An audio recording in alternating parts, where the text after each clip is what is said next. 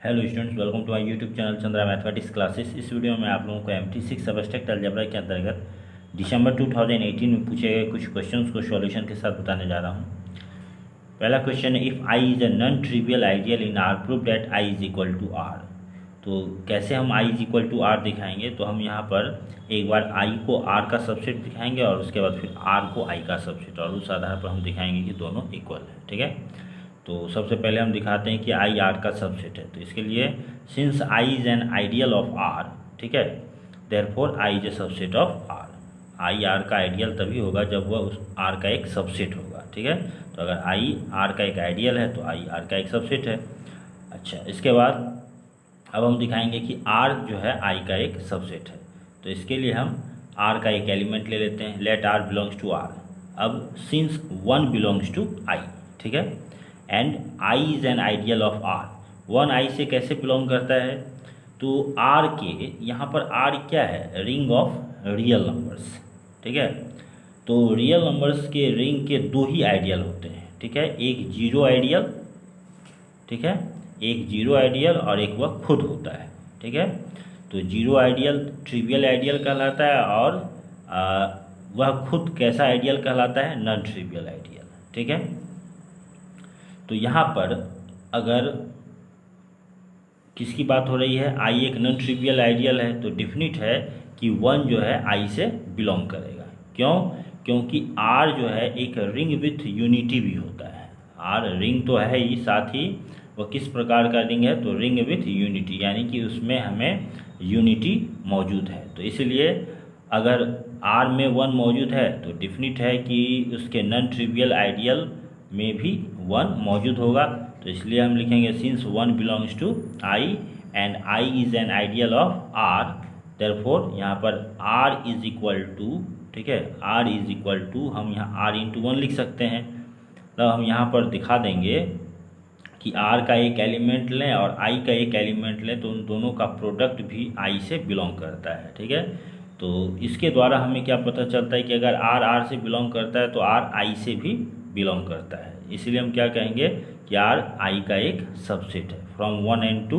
ठीक है, I is equal to R. Okay students, यहाँ पर आर क्या है? Ring of real numbers. ठीक है, उसके बाद यह भी ध्यान रखना है कि R has only two ideals, एक ट्रिवियल आइडियल जिसमें कि एकमात्र एलिमेंट के रूप में जीरो है, और दूसरा नॉन ट्रिवियल आइडियल यानी कि जिसमें जीरो के अलावे भी मतलब एलिमेंट है, यानी नॉन जीरो एलिमेंट भी उनमें मौजूद है। ठीक है, तो हमेशा याद रखेंगे कि रिंग ऑफ रियल नंबर के दो ही आइडियल होते हैं, एक ट्रिवियल आइडियल यानी जीरो आइडियल और एक नॉन ट्रिवियल आइडियल जो कि वह खुद होता है।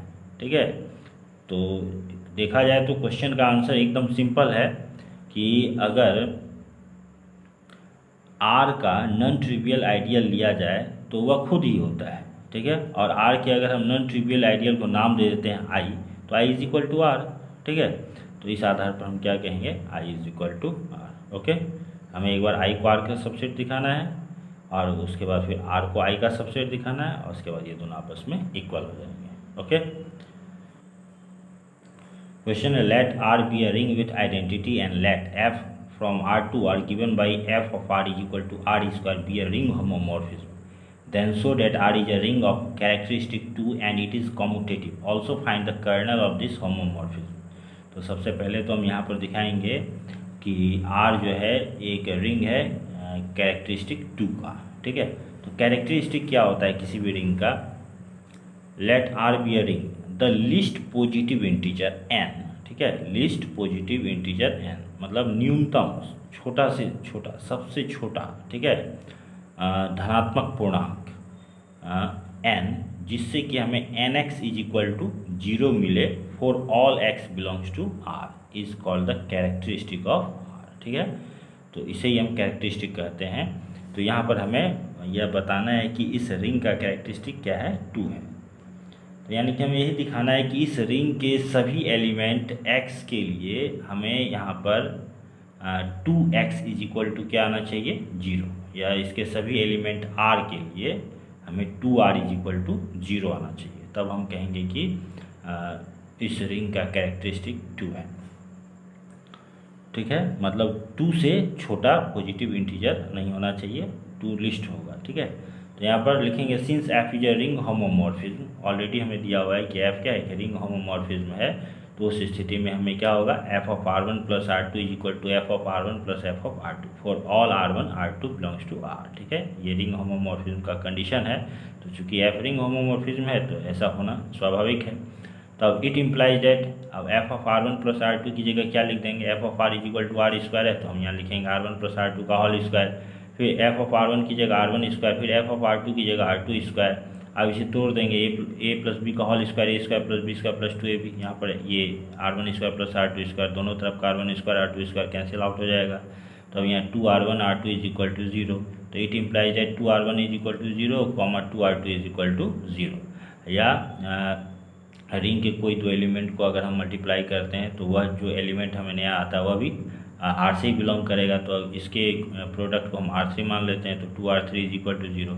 तो हम देख रहे हैं कि रिंग R के प्रत्येक एलिमेंट R के लिए, ठीक है, हमें 2R इज इक्वल टू 0 आ रहा है। ठीक है, तो इस स्थिति में हम क्या कहेंगे, so for all R belongs to R 2 is the least positive integer such that 2R is equal to 0।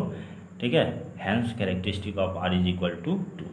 Okay, इसके बाद हम दिखाएंगे कि यह रिंग जो है कॉम्यूटेटिव है, तो इसके लिए हम इसे इस तरह से शो करेंगे, again since F is a ring homomorphism therefore, अब यहाँ पर रिंग होमोमॉर्फिज्म का जो दूसरा कंडीशन होता है उसे लेकर चलेंगे, F of R1 into R2 is equal to F of R1 into F of R2। It implies that F of R1 into R2 क्या हो जाएगा, R1 R2 whole square is equal to F of R1 R1 square हो जाएगा, F of R2 R2 square हो जाएगा। It implies that, अब इसे हम यहाँ पर 2 बार मल्टीप्लाई करते हुए दिखाते हैं R1 R2 को, यहाँ इसे भी हम R1 स्क्वायर को R1 इंटू R1 और R2 स्क्वायर को R2 इंटू R2 लिख देते हैं। ठीक है, इसके बाद फिर हम दोनों तरफ, ठीक है, दोनों तरफ लेफ्ट साइड में हम किससे मल्टीप्लाई करेंगे, R1 इन्वर्स से। ठीक है, R1 इन्वर्स से लेफ्ट साइड में मल्टीप्लाई करेंगे इस तरह से। ठीक है, तो यहाँ पर हमें क्या हो जाएगा, R1 इन्वर्स, ठीक है, यहाँ एसोसिएटिव लॉ को हम यहाँ पर अप्लाई करेंगे, R1 इन्वर्स R1, ठीक है, उसके बाद यहाँ पर R2 इंटू R1 R2 एक ब्रैकेट में ले लेंगे। इसी तरह से यहाँ पर भी R1 इन्वर्स R1, उसके बाद ये R1 R2 इंटू R2, ठीक है, बाई एसोसिएटिव लॉ। अब यहाँ R1 इन्वर्स R1 क्या हो जाएगा, E, और R2 इंटू R1 R2, इसी तरह से इक्वल टू यहाँ E और यहाँ R1 into R2 into R2। ठीक है, अब यहाँ पर इसी तरह से इट इम्प्लाइज दैट E को इसे मल्टीप्लाई करेंगे तो ये एज इट इज उतर जाएगा, R2 into R1 R2 is equal to, यहाँ पर भी E को इसे मल्टीप्लाई करेंगे तो एज इट इज उतर जाएगा, तो R1 इंटू R2 R2। ठीक है, तो अब यहाँ पर फिर हम क्या करते हैं, राइट साइड में दोनों तरफ R2 से मल्टीप्लाई करते हैं। ठीक है, तो यहाँ पर अब क्या हो जाएगा, हमें यहाँ पर अब हम क्या करते हैं, फिर एसोसिएटिव लॉ का यूज करते हैं। ठीक है, R2 R1 को एक ब्रैकेट में ले लेते हैं, R2 को बाहर निकाल देते हैं, फिर R1 R2 को एक ब्रैकेट में ले लेते हैं, R2 को बाहर निकाल देते हैं। अब यहाँ पर फिर हम क्या करते हैं, राइट कैंसिलेशन लॉ के आधार पर R2 R2 कैंसिल हो जाएगा, तो R2 R1 is equal to R1 R2। तो इस आधार पर हम क्या देख रहे हैं कि R1 R2 is equal to R2 R1, हम इसे इस तरह से भी लिख सकते हैं, R1 R2 is equal to R2 R1। तो यही तो हमें कॉम्यूटेटिव दिखाने के लिए शो करना होता है। ठीक है, कि R के सभी एलिमेंट R1 R2 के लिए हमें R1 R2 equal to R2 R1 होना चाहिए, सो R इज कॉम्यूटेटिव।